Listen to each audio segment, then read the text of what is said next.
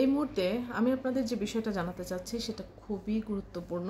দয়া করে ভিডিও শেষ পর্যন্ত দেখবেন, আপনার অনেক কিছু জানার থাকতে পারে এখানে।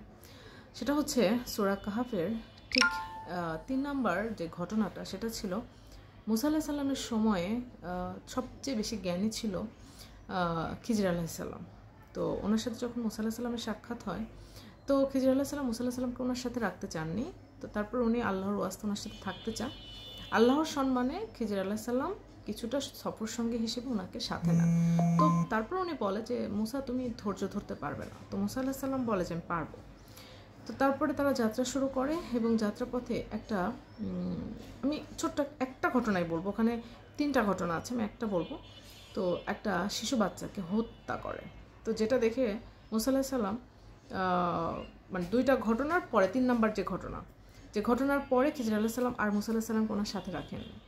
তো বাচ্চাটাকে হত্যা করা দেখে মুসা আলাইহিস সালাম আবার প্রশ্ন করা শুরু করে। তো উনি মুসা আলাইহিস সালামকে আগেই বলেছিল তুমি আমার সাথে থাকতে পারবে না। তো মুসা আলাইহিস সালাম কথা দিয়েছিল যে আমি যদি আর প্রশ্ন করি তো আমাকে সাথে রেখেন না। তো উনি আবারও প্রশ্ন করে বসে যে আপনি কেন এই শিশু বাচ্চাটিকে হত্যা করলেন? তখন বলে যে মুসা, আমি বলেছিলাম না তুমি আমার সাথে থাকতে পারবে না। তারপর সে 3টা ঘটনার একে একে বর্ণনা দেয় যে যেহেতু তোমার সাথে আমার এখানেই যাত্রা শেষ হচ্ছে, তাহলে তুমি জেনে যাও যে আমি 3টা কারণ মানে 3টা ঘটনা আমি কেন ঘটালাম।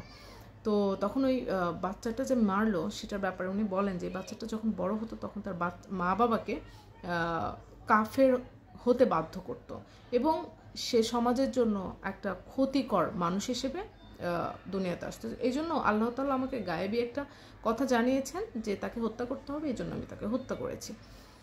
তো দেখেন, আমরা অনেক সময় ভাবি যে আমাদের অনেকেই বলে অকাল মৃত্যু। আসলে অকাল মৃত্যু বলে কিছু নয়। ওই ব্যক্তি পৃথিবীতে বেঁচে থাকাটা আর কারোর জন্যই কল্যাণকর না।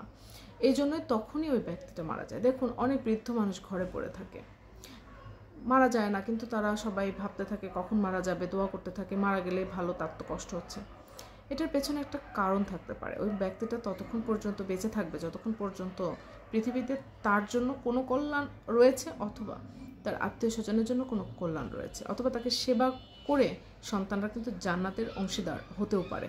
তো একটা মানুষ পৃথিবীতে ততক্ষণ পর্যন্ত বেঁচে থাকবে, একটা মানুষ ততক্ষণ পর্যন্ত আপনার আশেপাশে থাকবে যতক্ষণ সে আপনার জন্য কল্যাণকর। আপনার ধন সম্পদ যখন ক্ষতিগ্রস্ত হবে তখন আপনি মনে কষ্ট নেবেন না, কেননা ওই ধন সম্পদ আপনার ইহকাল পরকাল ধ্বংসের কারণ হতে পারতো বলেই আল্লাহ তাআলা কেড়ে নেয়। তো আল্লাহ তাআলা যখন আপনার কাছ থেকে যে কোনো ধরনের ঘটনা ঘটাবে, হোক আপনার ইতিবাচক দিক অথবা নেতিবাচক দিক, আপনি সব সময়ই সন্তুষ্ট থাকবেন। এই জন্য যে আল্লাহ পাক তার বান্দাকে সবচেয়ে বেশি ভালোবাসে এবং উনি কখনোই আপনার থেকে কোনো কিছুই আপনার কল্যাণকর হলে কেড়ে নিতেন না।